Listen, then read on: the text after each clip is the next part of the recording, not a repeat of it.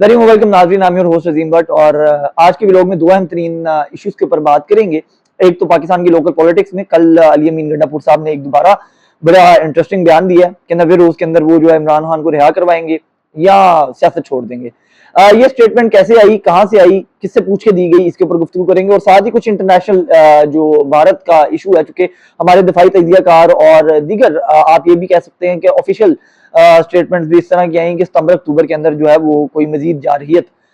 भारत जो है वो कर सकता है। तो उसके लिए प्लानिंग क्या चल रही है भारत में, वो कुछ सोर्स रिपोर्ट्स हमारे साथ किसी ने शेयर की हैं, तो हम वो आपके साथ शेयर करेंगे। सबसे पहले हम लोकल पॉलिटिक्स की तरफ चलते हैं। अली अमीन गंडापुर साहब कल बखैर आफियत अपनी पूरी पार्टी की किचन कैबिनेट के साथ यहाँ पर पहुंचते हैं, जिसके अंदर उनके तमाम पार्टी अहदेदारान जो है वो मौजूद होते हैं। लाहौर पहुंचते हैं, वो लोग मौजूद होते हैं जो सोशल मीडिया पर ढोल पीट रहे होते हैं, रो रहे होते हैं, पीट रहे होते हैं, मातम कर रहे होते हैं कि हमें तो अपनी गली में निकलने की इजाजत नहीं है, हम निकले तो हम तो गिरफ्तार हो जाते हैं, हम तो खुफिया ठिकानों पर, पता नहीं कैसे कैसे लोग और हमारे ऊपर ये है, हमें तो 4 बंदे निकालने की इजाजत नहीं है। वो पूरे पूरे काफिले लेके 20-20 गाड़ियों के काफिले लेके खैबर पख्तूनख्वा के सरकारी वसाइल के ऊपर पेट्रोल और बाकी चीजें खर्च करते हुए वो लाहौर पहुंचते हैं और लाहौर में एक मीटिंग रखते हैं एक ऐसे शख्स के घर पे, मिर्जा फरीदी साहब, जो कि 9 मई के मुकदमात के बाद जो है वो बाकायदा तौर पे ऐलान कर चुके थे कि उनका पार्टी से कोई ताल्लुक नहीं है और वो सियासत छोड़ रहे हैं या वट, और उनके घर में उनकी रेलेवेंस को दोबारा से आप ये कह लीजिए कि उजागर करने के लिए पार्टी के अंदर जो है वो एक फिक्स मैच खेला गया। और बाकायदा तौर के अंदर इसके ऊपर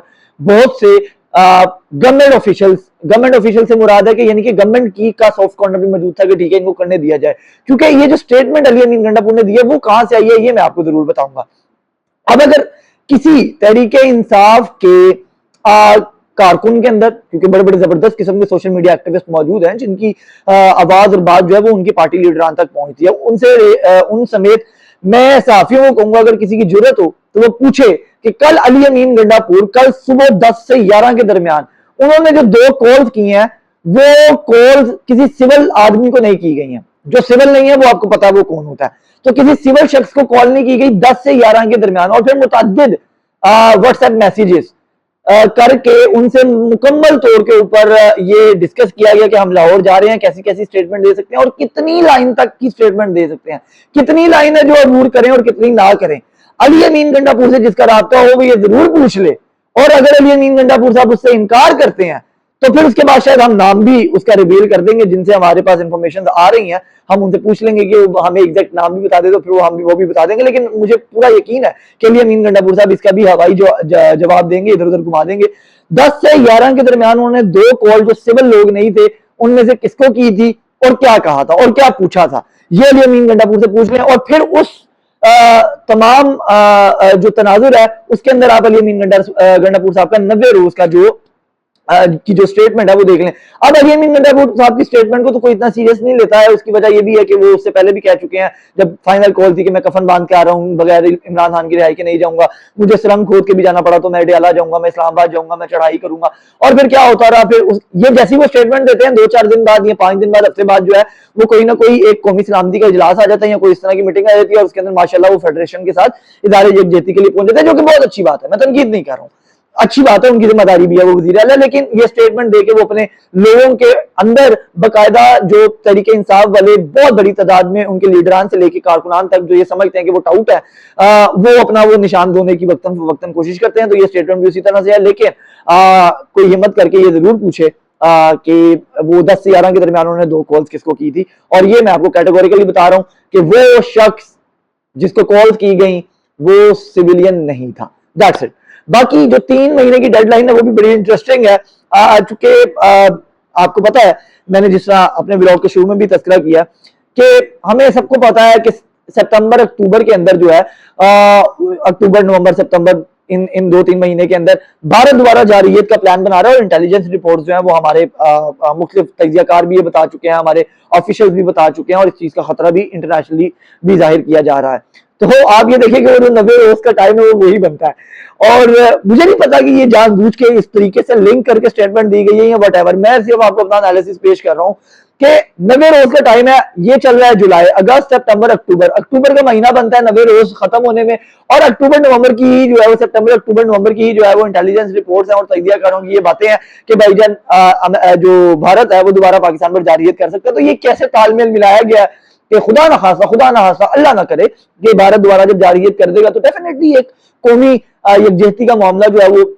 सामने आ जाता है, और फिर जो है वो जिस तरह पीछे भी तहरीक इंसाफ ने कहीं ना कहीं एक मेच्योर उसका जो है वो मुजाहिरा किया था पॉलिटिकल पार्टी का। आप अलीमा खान साहिबा के बयानात को छोड़ दें क्योंकि उनकी तो पार्टी पोजीशनिंग कोई है नहीं, लेकिन जो ऑफिशियल पार्टी के चेयरमैन और बाकी लोग हैं उन्होंने अच्छी स्टेटमेंट दी थी। एक उमर अयूब साहब भी बाकी बार और उसमें से आप माइनस कर दें तो बहरहाल ओवरऑल अगर आप देखिए तो लार्जर सतह के ऊपर वो ठीक थे। तो अब अगर खुदा ना खास्ता दोबारा कोई कौमी इशू इस तरह का पैदा होता है खुदा ना खास्ता, तो पीटीआई की 90 दिन की जो डेडलाइन है वो आगे बढ़ जाएगी, सियासत वहीं बरकरार रहेगी, पार्टी वहीं बरकरार रहेगी और बाकी चीजें भी वहीं पे बरकरार रहेंगी। तो ये हो गई आपके सामने एक मैंने आपको जो पॉलिटिकल प्रोस्पेक्टिव है वो बता दिया। अब हम चलते हैं इंटरनेशनल न्यूज की जानिब, जो इंटरनेशनली हमें बताया जा रहा है भारत की जानिब से कि भारत ने जो ब्रेक लिया, चूंकि आपको पता है कि भारत ने कभी भी ये क्लेम नहीं किया है कि ऑपरेशन सिंदूर जो है वो खत्म हो गया, तो ये ब्रेक क्यों आया और अब ब्रेक लेके ये 3-4-5 महीने का भारत प्लानिंग क्या कर रहा है। हमारे पास कुछ सोर्स रिपोर्ट्स आई हैं और बड़ी मुदाहिका खेज भी हैं, खतरनाक भी हैं, आप उसको कुछ भी कह लें। चूंकि 2011-12 के बाद जब से मोदी सरकार जो है वो आई है, आप ये कह लीजिए कि इक्तदार में आने के लिए उन्होंने कोशिशें पकड़ी और वो जब आई तो उनका वाहिद नजरिया हिंदुत्व का प्रचार था और उन्होंने ये कहा कि हम इसको हिंदू राष्ट्र बनाएंगे, हम इसकी वो जो सेकुलर की जो एक पहचान है, जो शनाख्त है हिंदुस्तान की, वो खत्म करेंगे। अब ये जो ब्रेक आया है, हमें ये रिपोर्ट पहुंची है कि तीनों मुसल्लह अफवाज, उनकी नेवी हो, वो उनकी फिदाइया हो या उनकी जो सिविल जो है बरी है फौज है, उसके अंदर बाकायदा तौर के ऊपर तमाम जो 3 टॉप टियर्स होते हैं, यानी कि जो मेन आप कह लीजिए क़यादत, फिर जो सेकंड क़यादत है और फिर जो थर्ड क़यादत है, ये 3 लेयर्स मुकम्मल तौर पर तब्दील की जा रही हैं और उनकी बाकायदा तौर पर अप्रूवल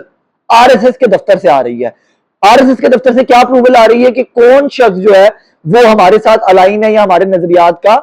वो है हामी है, तो हमने जो है वो उस तरह के लोगों को रखना। और फिर जो निचली सतह के सेक्टर्स हैं, यानी कि जो बटालियंस होती हैं, वहां पर बाकायदा तौर पे पंडितों को भेजा जा रहा है कि जो स्पाई बेचारे हैं, जो कि जिनका मोराल डाउन हुआ, उनको बाकायदा तौर पे वो हिंदू वेदों और बाकी और ये जनाब इन चीजों के तहत जो है वो तबलीग की जाए और उनको जो है वो उभारा जाए कि तुम जो है वो वतन के लिए और हिंदुत्व के लिए जान दोगे, तो जो भी वटेवर जो भी उनका एक मजहबी अकीदा है। तो ये इस चीज के लिए ब्रेक लग रहा है और इस वक्त हमारी रिपोर्ट्स के मुताबिक कुछ रिपोर्ट्स हमें सिख जो लोग हैं, भाई हैं, उनकी तरफ से भी मिल रही है जो कि वहां पे ग्राउंड पे काम कर रहे हैं खालिस्तान के हवाले से।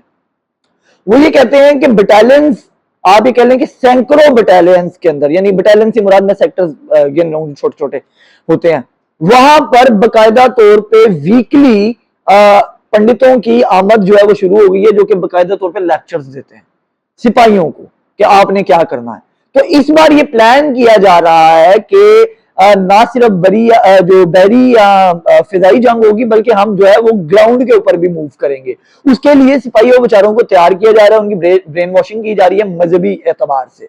तो और ऊपर वाली जो टेयरशिप है, जो लीडरशिप है, उसको भी बाकायदा तौर पे उसके तबादले किए जा रहे हैं। एक ऐसी लीडरशिप लाई जा रही है जो ये ना कहे कि ये नहीं हो सकता, ओके जी ठीक है, हिंदुत्व जिंदाबाद, आरएसएस जिंदाबाद, ले जी चढ़ाई कर दी, उसका नुकसान जो मर्जी हो। तो इस तरह से प्लानिंग की जा रही है और सितंबर अक्टूबर की कुछ डेडलाइन जो है वो तय कर भी पहले भी बता चुके हैं, जिसका हमने तस्करा किया।